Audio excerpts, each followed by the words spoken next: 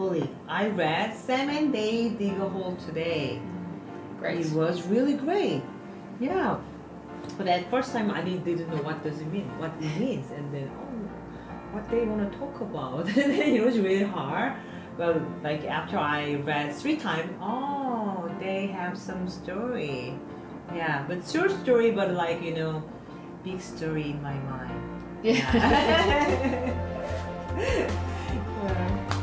I think sometimes with picture books, it's very much about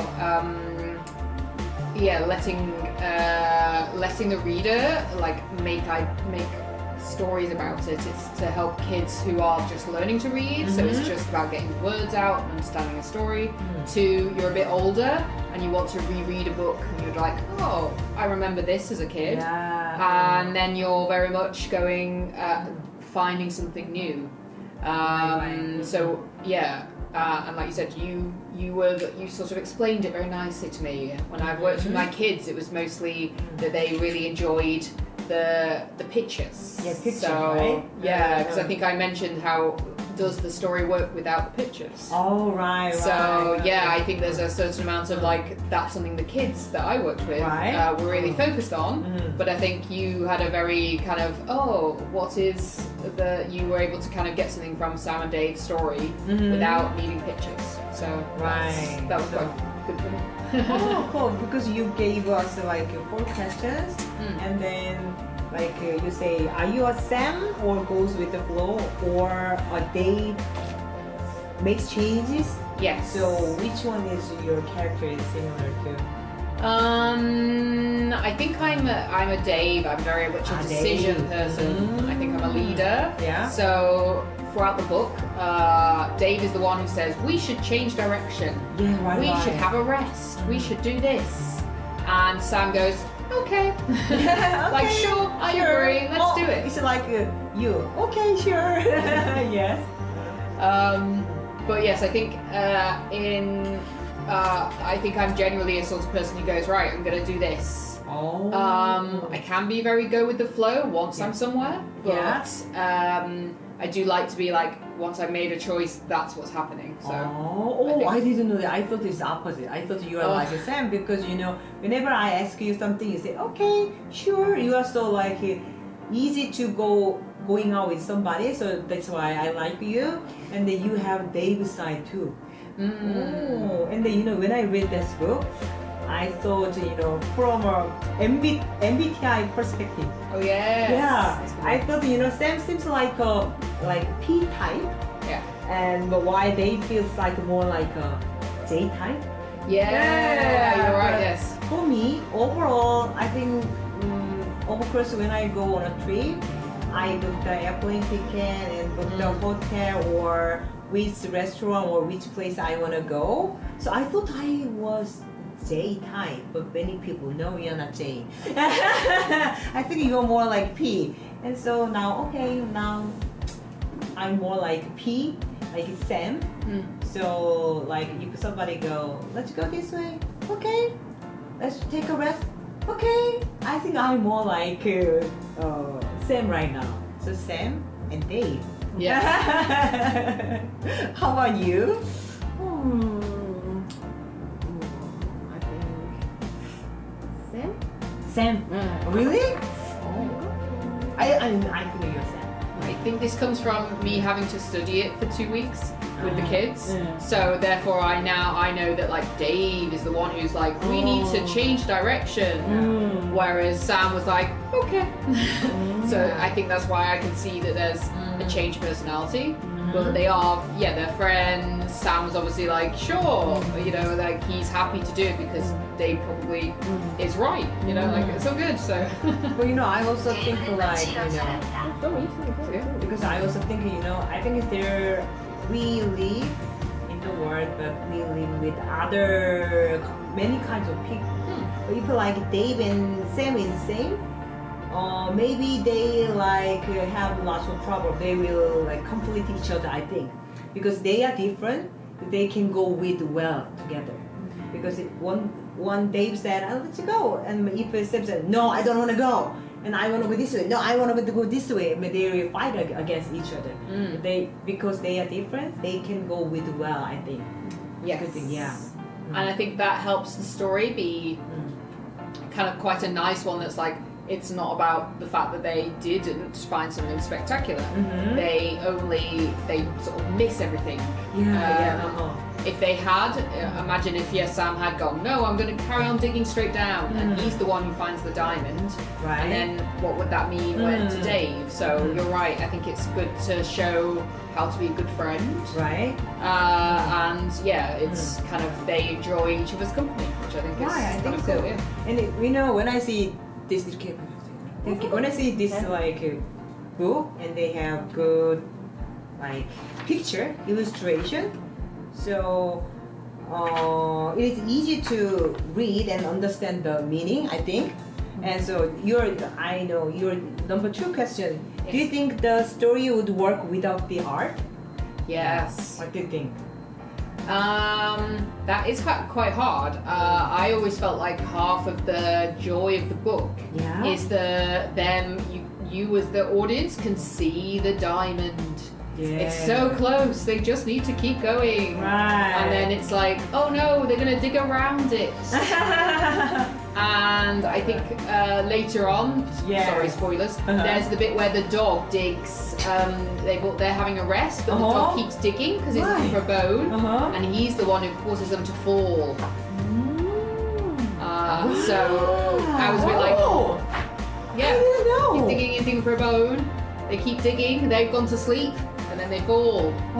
Because of the dog, they fall down. I didn't know. Wow. And then for me, because when I read this book, the story is really short.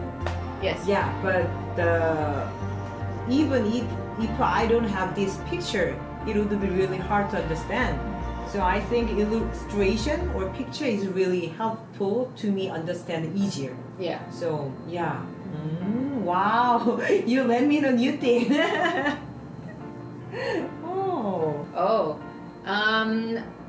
I have to read a lot of books with the kids. And a few of them, even I'm a bit bored by the time I'm like, yes, I know guys, another day of this book.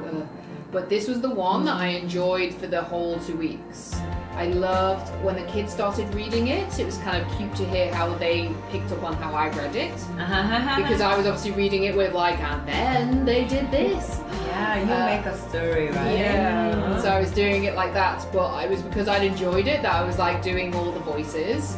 I liked the little details, like they have animal biscuits, the chocolate milk, little things like that. And I liked that and I obviously liked the art as well. So when I was thinking of a story that would be easy to recommend to other people, this was one that definitely came to mind. I was recently home over Christmas with my nephew, who's just young enough to sort of sit and listen to a story. But yeah, I was definitely like, this would probably be a book I'll take or send him next time when he's a bit older. It was definitely a book I'll send to him because I was like, this is so much fun, and the art was kind of pretty and stuff like that. You have like the third question. What did you think of the ending of this book? Yeah, so this was one that you gave a really good explanation as to like if you just read the words, what the ending might mean. Yes. But my question was to do with, as I pointed out, where they end up at the end, because in the illustrations there are different houses. They haven't returned to their own home, and they're just like, we're going inside for animal biscuits and chocolate milk, and it's not their house. Wow, did you know about that? Different house. They fall into another world. I even didn't know. Wow, and then the ending. At first the ending seems a little confusing for me. Yeah. What does the author want to talk to us? And then, but I feel like even though they didn't find what they were looking for, they weren't grumpy or angry. Yeah. Yeah, right? And then they said, that their journey to find something spectacular was spectacular itself. Yes. Oh, so it was touching. Oh, so it made me think that happiness comes not only from achieving a goal, but also from journey and the experience along the way. Yeah. Yeah. I think it definitely is about like, oh, it doesn't matter that they didn't mine the diamond or anything. It's definitely about, oh, but we had this great time with my friend Sam or my friend Dave. And we dug a hole and then we ended up somewhere else. Yeah. Yeah. I think it's definitely, that's kind of a nice thing, a nice message for kids, like you said, to persevere, to keep doing something. Keep doing something. Just because it's fun to do something with your friend. Yeah. But you know, you told me that you recognize that they fall into another world, another house. Oh, but what does it mean? Yeah, because they, if they go to their house, different house, they're gonna surprise or something like that. Yeah. So what do you think about the ending? Maybe you can make your ending story. What do you think? Yeah, I'm not sure. I guess in a Western movie, they get chased out of the house by someone who looks exactly like them, but just maybe they've got different hats. Their hats would turn over. They'd be wearing like a different type of hat, and they get chased out of the house for not being theirs, and they'd have to find a way to get home again. That would be the next adventure of how to get home. Okay. Oh, you know, when you talk about they or different world, I thought, when they enter into the house, and they will realize that this is something wrong, and they gonna like go out, or the other story will continue, right? But yes, I was thinking. I also wonder if some of this is also just the author and the illustrator worked well together, and it's something that the illustrators put in as a kind of like, are you paying attention? Yeah. Sort of, haha. Did you notice that it's changed? Because I feel like in this book, the very last page, the cat and the dog, look, giving each other what we call they're giving each other a look. Oh, like they know. We don't know each other. I think you mean they know what happened. Yeah, they're definitely like, you're not my dog. I think the cat's going, you're not my dog, and the dog's like, you're not my cat. Like, we don't live together yet. So it's really wow. You know, it looks like just a simple like kid's story, but it's not. Yeah. They put some meaning inside, and if you read carefully, or if you read more and more, you will recognize it's a new things, right? So that's why this story is really, really amazing.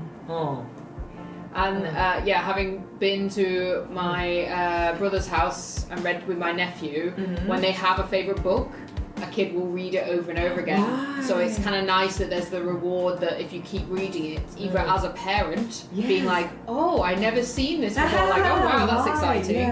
But also as the kid starts to get better at recognizing the story, they go, oh, that's strange. Like they might notice things. And that, I think, is kind of nice that they're thinking about you reading this book a lot. Well, I think it's when I was young, I don't have memory that I read lots of book, or my parents read the book. No, I don't have that memory. But when you're young, and maybe your parents read you book a lot, right? Yeah, and we were encouraged to like read ourselves. I think even if we couldn't read the words, it was like you'd have a picture book that you can flick through.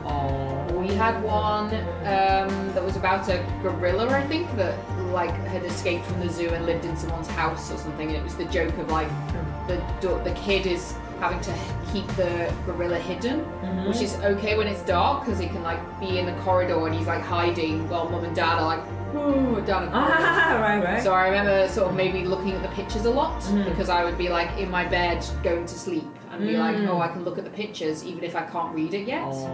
I think your parents give you the habit that you can read, right? I think it's a good thing. How about you? When you were young, your parents read you lots of books, or you read book a lot by yourself?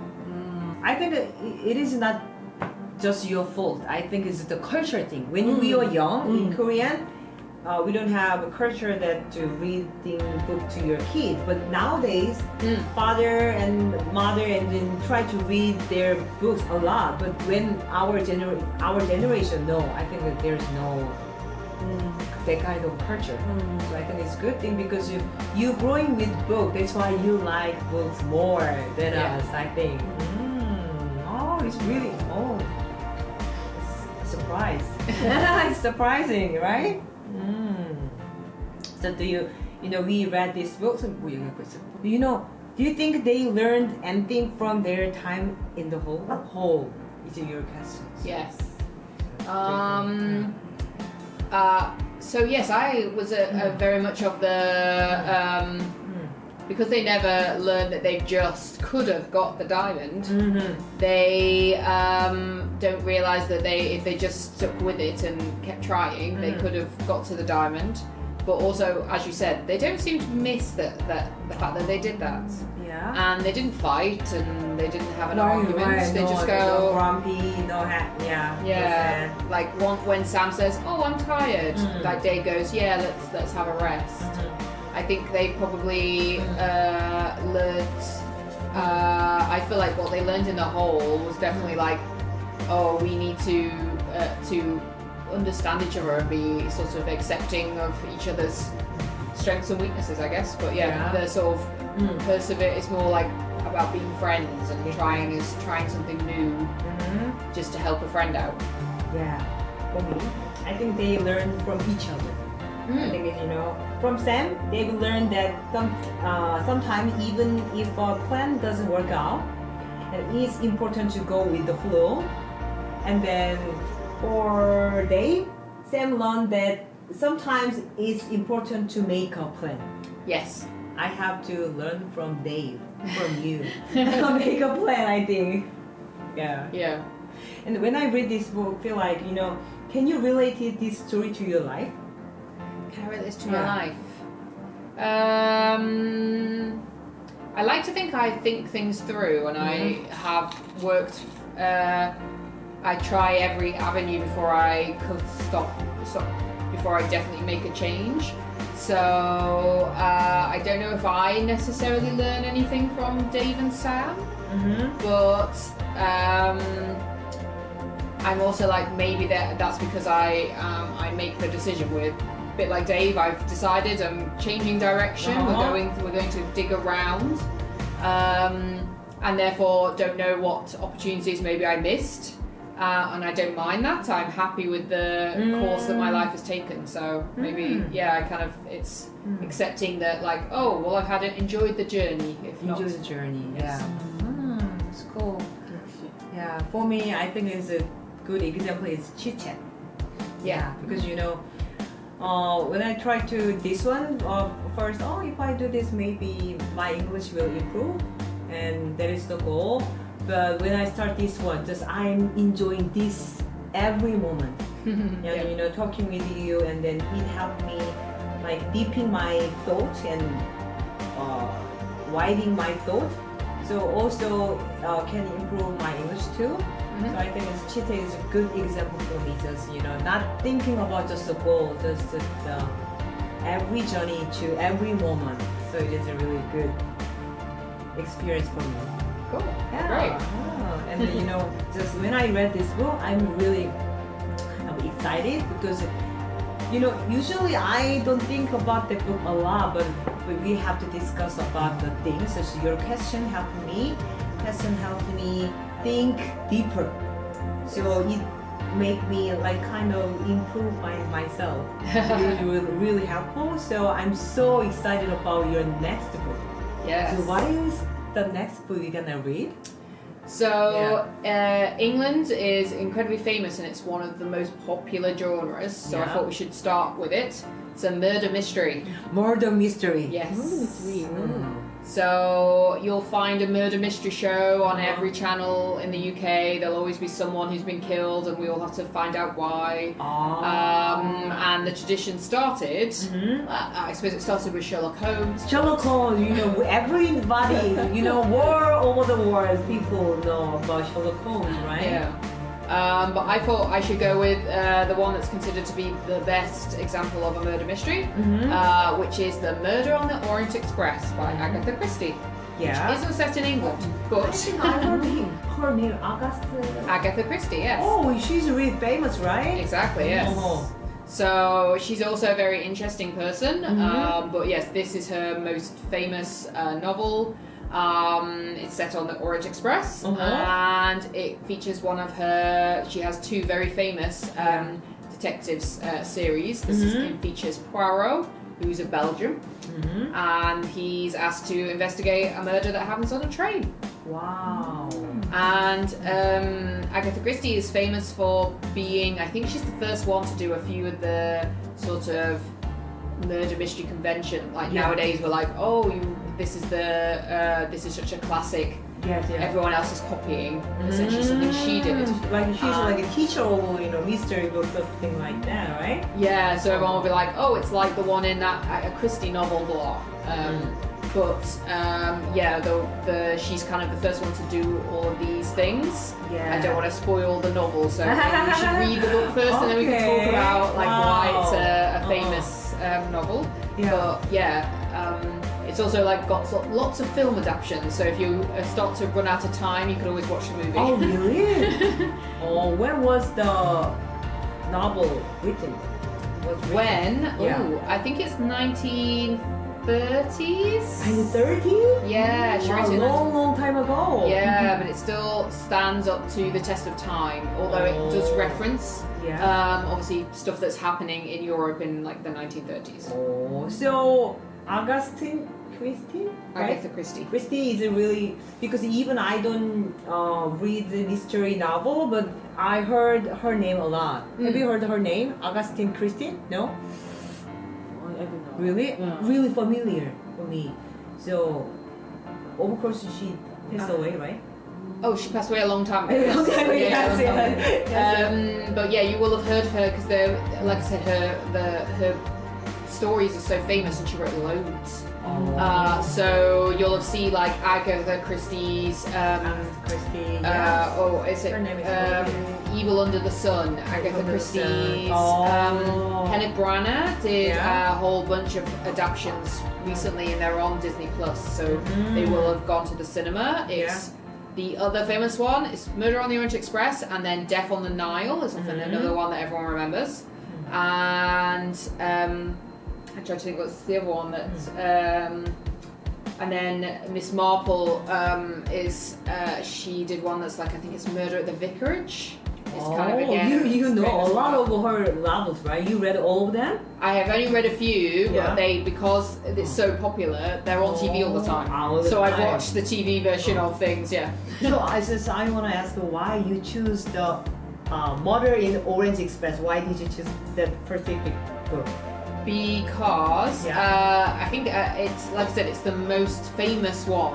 Most famous one. And it has this really clever twist. So I think clever twist. Yes. Okay. So I think I would like to know like whether you're surprised by the twist, because obviously I've seen the TV show, I know what it is, but it's still a surprise when you watch it the first time or you read it the first time what the ending is.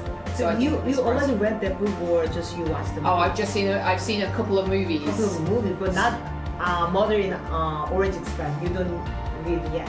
I haven't read it, no. So I'd like to read it. Yeah. I understand most adaptations keep the original ending because Christie plots things so well. It's difficult to change them and not have that affect who is revealed to be the murderer. Wow. So most people don't change the ending.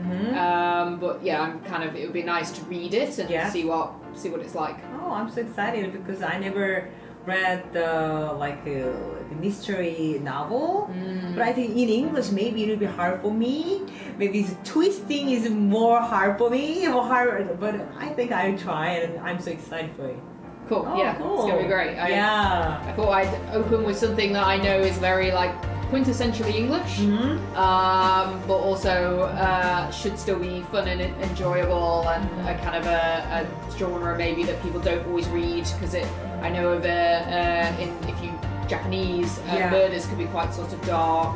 So this is a very unique thing to English-speaking countries. We have something called cozy mysteries, where everything is solved in an hour, but they're very like everyone lives in a little village, and the person who gets killed, it's all everything just gets fixed very quickly. So never, you don't feel too scared about what's happening. Okay. You know, I was kind of surprised because I didn't think that you like a mystery or murder thing, the novel thing. But I think you like lots of kinds genre. Genres, yeah. Genre, yeah. You like many kinds of books, right? Not like just essay or just romantic and everything you like, right? Yeah, I recently discovered I really do actually like action books. Yeah, action book? Like thrillers. I read Bullet Train. Bullet It's actually Train? really thick. It's based on the movie that had Brad Pitt in. Well, sorry, the movie's based on this book.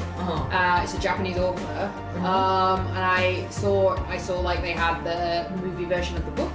And I was like, oh, I'll give it a read. I didn't have anything else to read. Yeah. And it turned out to be really interesting and quite sort of good. I really enjoyed it. So I kind of read a few more of those, and I found sort of a few like actually a Korean author that I really like, who does these sort of assassins who suddenly make a good choice, but it all goes horribly wrong because they're not supposed to have done that. So and I discovered I really like those as well. So I was like, oh, okay, this is kind of fun. I think I tried to get into James Bond. James Bond. So I was gonna, at some point, we'll read a Bond novel. Yeah. Because that's another famous kind of British kind of book. But I didn't get into that. I didn't. I was like, James Bond makes the trouble, and then gets himself out of it, but everyone else dies. So I was like, I'm not entirely team Bond, I'm afraid. Yes. Okay. Also, anyway, I have a important question too. Okay. The book. Mother on the Orient Express. The Orient Express. Is it thick or thin? It's fairly thin. It's only 280 pages. Oh, okay. So it should be okay to read. Okay to read. But like I said, if you really get stuck, you could probably watch the ending as a movie. And that should explain everything you've read up to that point. Yes, but the storyline is not hard, right? No, you have to wait to find out who all the characters are and how they're related, because she's famous for writing something called a red herring.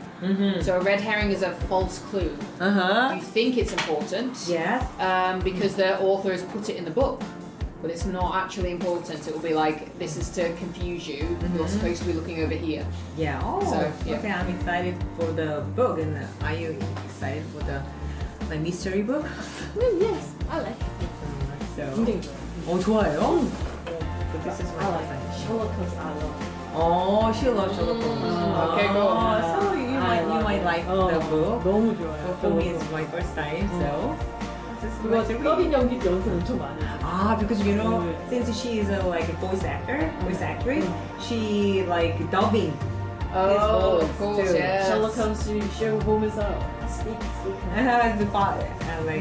Repeat after him.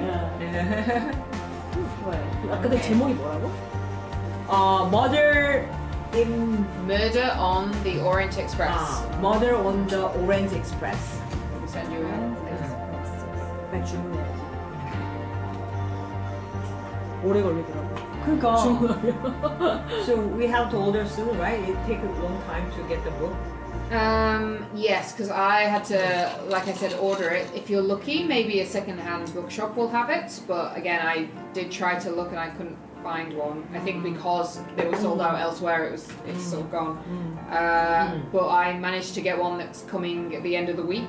Yeah. We're gonna talk about the show. Okay.